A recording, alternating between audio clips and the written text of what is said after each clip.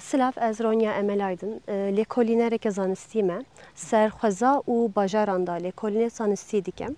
Em niha derdoreke liha wanê ne, pişta min ke liha wanê heye, berê min jî gola wanê heye, behra wanê heye. Em niha ciheke navbeyna her duan danin ku ev dere ciheke avî bî.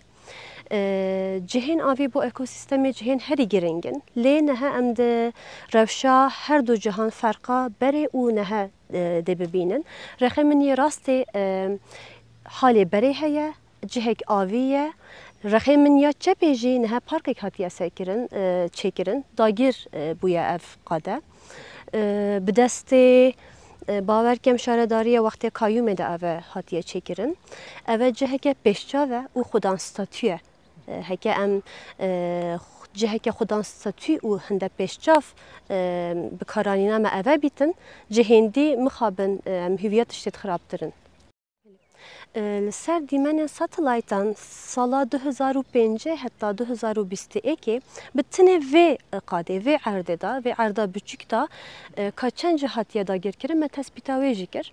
Tinê vê qadê da 353,000 metr çargoşe cih hatiye tujî kirin. Tinê vê qada biçûk da. Mixabin berê heta niha salêt nehwê de heta niha polîtikayê gelek xirab hatîne meşandin ser cihên avî, hê jî berdewamin.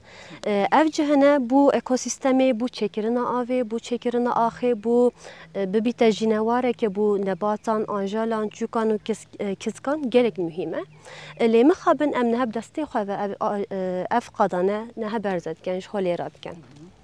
Lêkolînê min yet ser bajar û xwezayê belê lê guhertina avhewayê jî em serşûl dikin. Gava em berê xwe dine parametreyê avhewayê kadê çi biguherîtin, wanê me dît ku encam ew tişt nîşan me da ku em ber bi dinyayeke germtir, bajareke germtir, êke bêavtir diçin. Ev cihane jî bû çêkirina avê cihît gelek mühîm in. Ger em ev cihane dagir bikin û xilas bikin, pêşerojê da em dê bêav mînin. Çünkü ew avêt vê bajarê ev cihane cihît avî û cihît çiyayî çêdikin. Lêre karesatên xwezayî jî çêdibin mînak lêhî. Gava ew behra wanê zêde dibîtin û kêm bîtin ava wê. An jî baraneke xweş xurt barîtin, em dê gelek caran lehîyan jî bibînin êdî. Çünkü ev cihine wekî süngereke, wekî tamponekê ne navbeyna avê, golê û erdê da. Ger em ev tamponê ji holê rakin, dibît ku yanî îdî em karesatan zêde bibînin. Ji xwe em dê bêav mînin. Hişkahiyeke, germahiyeke mezin pêşeroja me de heye. Dawiya dawî ez xwazim ev ê bêjim, hindî ku şerê me dijî xwezayê bît em dê têk biçin.